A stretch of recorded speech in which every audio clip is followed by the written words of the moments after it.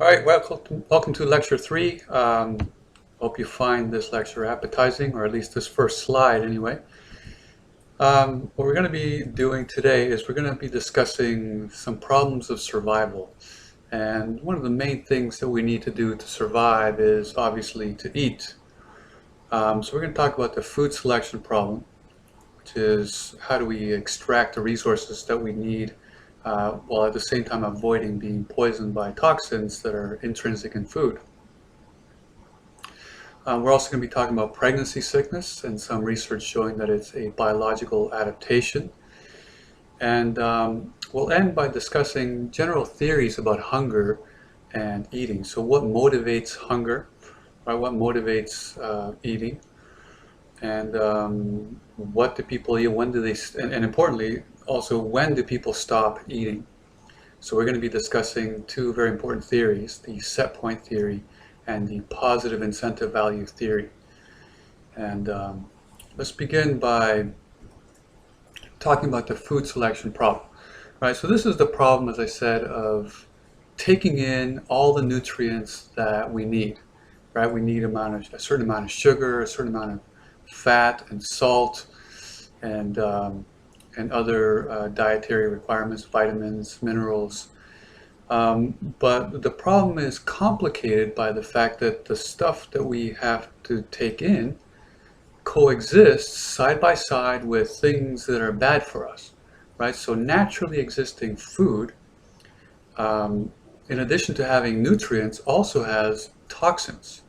And I'm not talking about stuff that, like pesticides and things like that. I'm talking about things that are naturally part of food. So many of these things are found in things that we eat, like teratogens, which are chemicals that can cause birth defects, mutagens, which are chemicals that can cause harmful genetic mutations, and also carcinogens, right? Chemicals that can cause cancer. As I said, these are intrinsic in many of the foods that we eat. Potatoes, for example, have a lot of teratogens, and that's why the incidence of spina bifida tends to be higher in countries where a lot of potatoes are consumed. And examples can be multiplied, right? So why would naturally existing food have these toxins? Right? Why would they have things that are bad for us? Right? Well, what we have to remember is that plants and also animals are Darwinian creatures. Right, and in general, unless it helps to spread their seeds, in general they don't benefit from being eaten. Right, so that's why a lot of plants, for example, have the toxins on the very outermost layer. It prevents them from being appetizing to creatures that eat them, especially insects. Right, so these toxins are part of the self-preservation mechanisms of plants. But whenever the plant kingdom makes one move, the animal kingdom makes another, right? So we have this escalating arms race.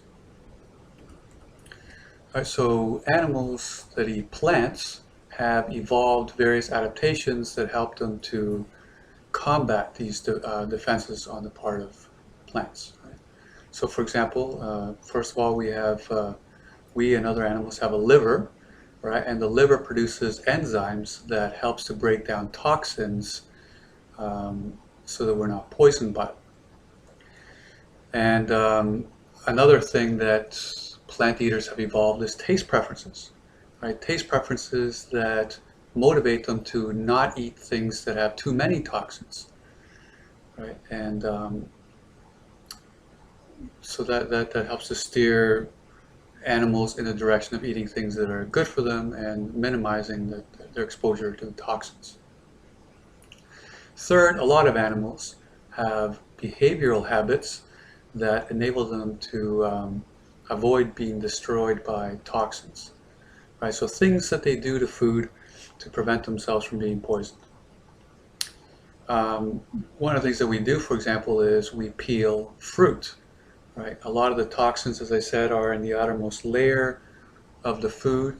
So by getting rid of the outermost layer, right, the peel, you get the nutrients and you avoid some of the toxins. Another brilliant invention is cooking. Right? Why do we cook food? And I like to point this out to people that tell me that they eat only a raw food diet. Right? There's a reason why we started cooking food. And the reason is because it expands the range of things that we can eat. A lot of tubers, for example, like potatoes and other root-like crops, would be inedible to people if they didn't cook them. Right? So by cooking, you help to break down the toxins while at the same time leaving much of the nutrition present. Another behavioral habit is being motivated to eat a varied diet. Right? So rather than eating only one thing, we eat a lot of different things, and that minimizes how many toxins we get of any given kind. Right? So spread out the damage and increase the variety of the nutrition that we get. Last but not least, if all the other things haven't worked so far, especially taste preferences and behavioral habits, then lots of animals have mechanisms for expelling toxins, right? Basically vomiting, right? So if you ingest too many toxins, your body rejects them. All right, so now I want to switch to one aspect of human eating and taste preferences, and that has to do with pregnancy sickness. Right, so pregnancy sickness, I'm sure most of you have heard of it. You've often referred to as morning sickness. I want to argue that it's an important taste preference that has an evolutionary function, right? It has an adaptive role. Right, so first of all, let's clear the air here, right? Pregnancy sickness is a better term than morning sickness. Why? Because women don't only get sick in the morning. Right, so what is pregnancy sickness? Basically a heightened sensitivity and nauseous reaction to particular foods. Right, so it's often expressed as an aversion to certain foods, things that they want to avoid, that the smell of that food kind of makes them feel sick. Right, so it's a desire to avoid certain foods that a woman might usually find palatable, and and also sometimes expresses itself severely in the form of vomiting, but usually it doesn't get taken that far.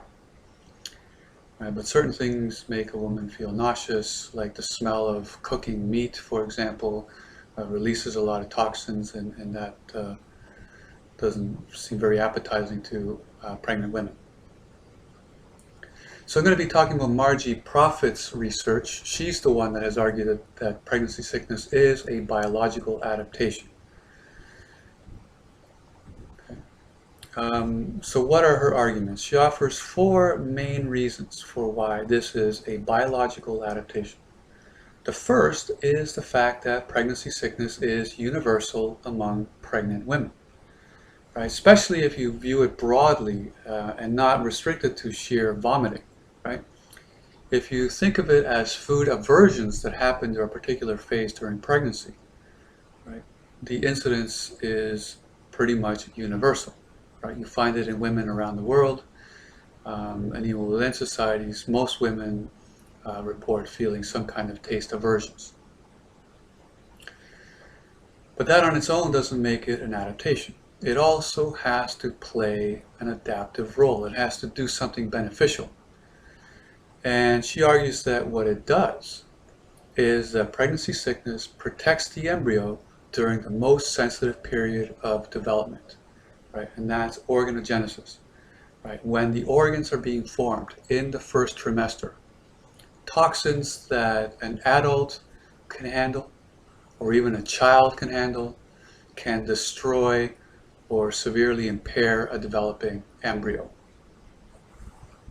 Right, so the embryo needs protection, and steering the woman's taste preferences away from foods that are high in toxins helps to provide this protection for the embryo. right? So what it does is it causes women to avoid foods high in toxins, right? So they tend to avoid foods that carry the greatest number of toxins, so they prefer to eat blander food because blander, less spicy food tends to have less toxicity. And the way that it works is that it alters the woman's sense of smell, right? So it magnifies the sense of smell so that when there is a toxin present, it smells disgusting. Now, how can you think about it? Unless you've been pregnant before, it might be hard to imagine. Not that I have personal experience with that, but imagine, for example, the smell of pizza, right? The smell of cooking pizza smells really good to most of us, right? But now imagine that smell multiplied 100 times. It would probably make you gag, right? So heightening the sense of smell sensitizes women to the presence of toxins and gets them to eat things that carry a lower toxin load. But that's not where the story ends, right? It's also correlated with successful pregnancies, right? So you might think, as most doctors did, that this is a dysfunction, right? But it's actually functional. It helps to produce successful pregnancies, right? So higher incidences of pregnancy sickness are related to more successful pregnancies. So what does the data show? The women who do not have pregnancy sickness during the first trimester, right? And it's the first trimester where the organs are formed, right? Women who do not have pregnancy sickness during the first trimester are roughly 3 times more likely to experience a miscarriage than women who do experience pregnancy sickness. So it's positively correlated with successful pregnancies. All right, so now I want to turn our attention to eating and hunger more broadly, right? So thinking about pregnancy sickness, that's a very limited application of evolutionary psychology to hunger and eating. So I want to tell you about a very interesting paper by Pinnell, Assanand, and Lehman, which is called Hunger, Eating, and Ill Health. Right, so it examines evidence that tests different theories as to when people experience hunger and how much they eat. And the paper is very important because it attacks head-on probably the most widely assumed theory in the area of hunger, and that's the set point theory. And they offer as an alternative what they call the positive incentive theory, right? The positive incentive value theory of hunger and eating. But let's start with the set point theory, this theory that they critique. This theory says that the body has set points for energy resources in the body, right? So there is an ideal amount of blood sugar, for example, an ideal amount of body fat, and whenever you are lower than that ideal point, you experience the motivation to eat. Right, so set points are optimal levels of energy that you need to function efficiently. Right, so these set points are designed to maintain the internal environment of the body at levels that promote good health and survival. Okay, so the idea is that you have set points, ideal levels for these things, and whenever you are lower than those levels, you are motivated to eat.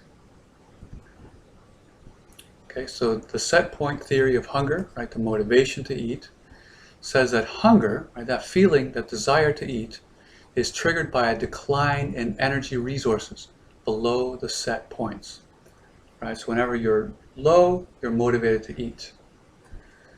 And the question is, when do you stop eating? When do you experience satiety? And satiety is reached when your energy levels are back to the set point. Right, so satiety is reached when the energy resources are restored to the set points. And that's when you're motivated to stop eating. Now, is this theory true? Right, most psychology textbooks that have a chapter on hunger and eating, they assume that this theory is true. Unfortunately, it is patently false, right? So the way that we know that is that if the theory was true, right, people that had abundant access to food would tend to eat an optimal amount of food for maintaining their set points and not more, right? That's the important part, right? That they would stop eating once they got to those ideal levels and they wouldn't go beyond it. We know that's not true. How do we know that? People eat way more food than they need. And the wealthier the country, the more that they eat, right? So people eat that more than is healthy, and this has an important consequence, right? It promotes obesity, right? Overeating promotes obesity, as well as not burning enough calories through exercise. And obesity is not just an aesthetic concern, right? There are important negative health outcomes that come from obesity. Things like cardiovascular disease, diabetes, gallbladder problems, gout, several types of cancer, endocrine abnormalities, kidney dysfunction, liver damage, pulmonary function impairment, right? Difficulties breathing, and deterioration of the joints as a result of all that weight being placed on. Right? So people eat way too much. Obesity is rampant, including especially in our country, right? But between 25 and 45% of the population suffers from obesity or being overweight, significantly overweight. And what other evidence is there that people on average tend to eat more than is healthy? Right, so Pinnell and colleagues cite several studies, right, and the studies show that people whose levels of consumption, right, people who eat less and who weigh less than below national norms tend to be healthier and live longer. Right, so people who weigh less and consume less than the national average tend to be healthier. And Pinnell and colleagues cite lots of studies, including the Nurses' Health Study. Right, so this study tracked 100,000 female nurses in the U.S. over a 16-year period. Right, and they found that the nurses who weighed 15% less of the national average had lower mortality rates. Right, they were less likely to die over that 16-year period. And in general, they were shown to be healthier and less likely to suffer from diseases associated with too much weight. And this is after controlling for other factors, including likelihood of smoking and things like that. Right, so they were likelier to live longer, and they also were healthier and less likely to suffer from diseases.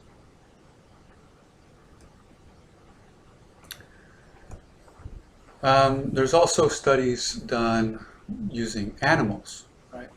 So animals that are given restricted diets also tend to do better.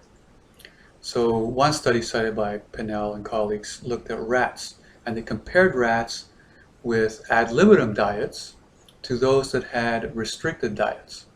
In the ad libitum diets, the rats could eat as much food as they wanted, right?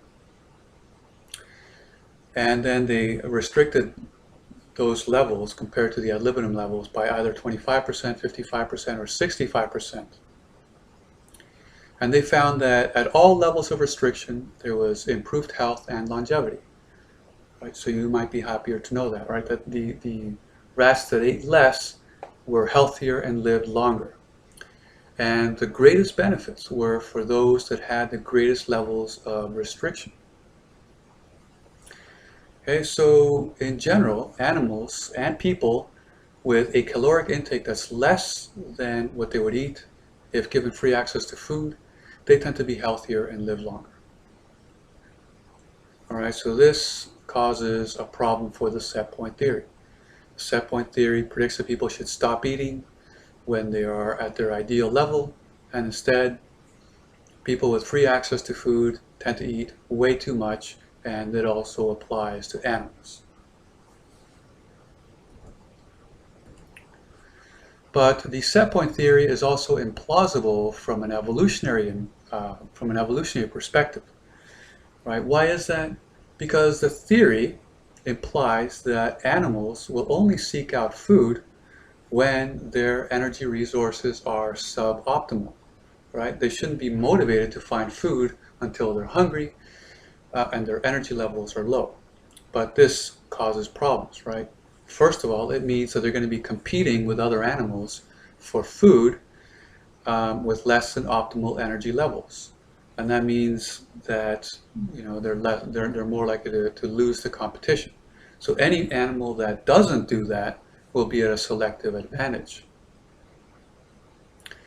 But it's also maladaptive because in the evolutionary environment, the supply of good food tends to be intermittent and unpredictable, right? You never know when you're going to be able to eat again this high quality food, right? So it makes sense in the evolutionary environment to eat as much as you can when the food is available, right? Because you never know when you're going to face a famine situation. But obviously these factors translated into the modern environment can cause severe problems, right? Particularly they can cause overeating.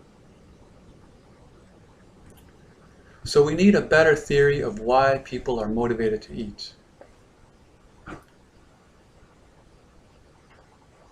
And Pinnell and colleagues introduced what they call the positive incentive value theory of hunger and eating.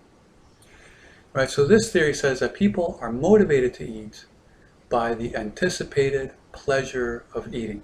Right? What motivates you to eat is the thought of how desirable it's going to be, how pleasurable it's going to be to eat something. Right? So some foods have positive incentive value, right? It's very rewarding to eat them. I could think of some examples, right? Pizza, right? Very high incentive value. It's delicious. It's very rewarding to eat it. Apple pie, ice cream, right? My favorite, potato chips, right? These things have high incentive value, right? So we find intrinsic pleasure in eating. And in general, foods that contain things that would have been good for our survival have high incentive value. Right, so things that are sweet, things that are fatty, things that are salty, right? These things have high incentive value, and we tend to enjoy less, at least less readily, foods with low incentive value. Right? So bitter tasting foods tend to have lower incentive value since they're also higher in toxins. Now, before I leave this, I just want to say, that a preference for sweet, fatty, and salty tastes in the evolutionary environment was actually very adaptive, right? Because we need these things to survive. The problem is in the modern environment, we have designed certain foods that have tons of these things, but unfortunately they carry too much of a caloric cost as well. So the positive incentive value theory says that the motivation to eat, right, hunger, comes from being exposed to foods with high incentive value. Right, so when they're present, we're motivated to eat them. Right, so if someone brings a pizza, all of a sudden, you're very motivated to eat it. Right, so the idea here is that the main cause of eating isn't low energy levels. After all, most of us eat several times a day, even though our energy levels aren't particularly low. What causes us to eat is the presence of high incentive value foods. This doesn't mean that energy levels don't play any role at all in hunger and eating. Pinnell and colleagues say that when your energy levels go down, right, when blood sugar goes down, for example, what it does is it raises the incentive value associated with food. Right? And if you're starving, for example, literally starving, then a crust of bread that you find on the street will have huge incentive value for you. Right? So it's not that energy levels don't play a role. They play a role insofar as they either increase or decrease the incentive value associated with food.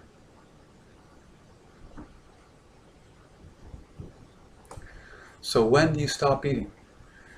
Right? As you eat, what happens is that the incentive value associated with food decreases. right, until it's no longer worth our while to keep eating. Right, so think about something like pizza. You order a large pizza, cheese pizza with pepperoni or something like that, and you have that first slice. On a scale from 1 to 10, how pleasurable is it? I venture to say it would be like a 10. All right, well, now what about the second slice? On a scale from 1 to 10, how desirable is it? It's probably not a 10 anymore, it's probably a 9 or an 8. And what about the third slice? Now you're probably down to 6. And the fourth slice is probably a 3 or a 4. Right? So then it's no longer worth eating another slice.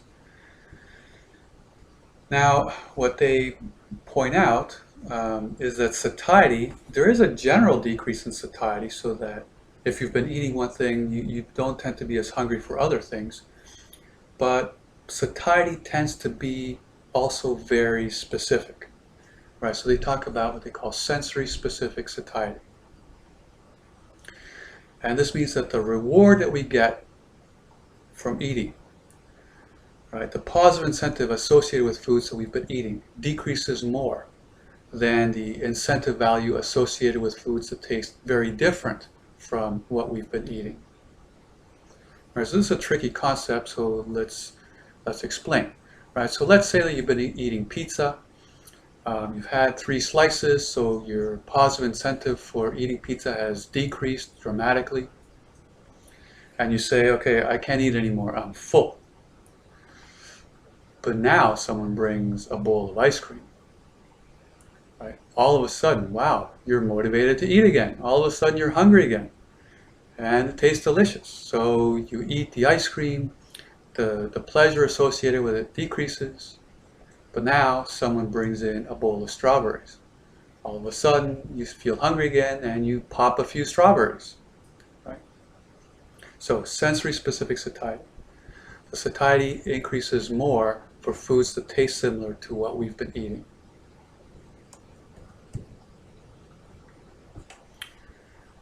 Okay, so I have that example here, the pizza example, and ice cream and strawberries. So why are we designed so that we have sensory specific satiety? What does it do in the evolutionary environment? Well, it promotes us to eat a varied diet, right? It promotes the eating of many different things because you need lots of different nutrients that come from lots of different foods, right? So it's very adaptive in the evolutionary environment. Now, what's the danger in the modern environment? Well, it can promote overeating, right? It can promote high levels of intake beyond anything that you should have. A good example of that, if you ever visit the buffets in Las Vegas, right, in the Las Vegas hotels, right, think about how much you overeat there, right, because of this sensory specific satiety, right? You're sick of what you've been eating, but you see something else and you go for it, right? So it can promote overeating. All right, so why do people overeat, especially in wealthy countries? Right, one reason has to do with the easy access to foods that have high incentive value, right? Things that are very desirable to eat, right? Things that didn't exist in the evolutionary environment. And the result is that people tend to eat too much and they suffer the negative health consequences that come from that.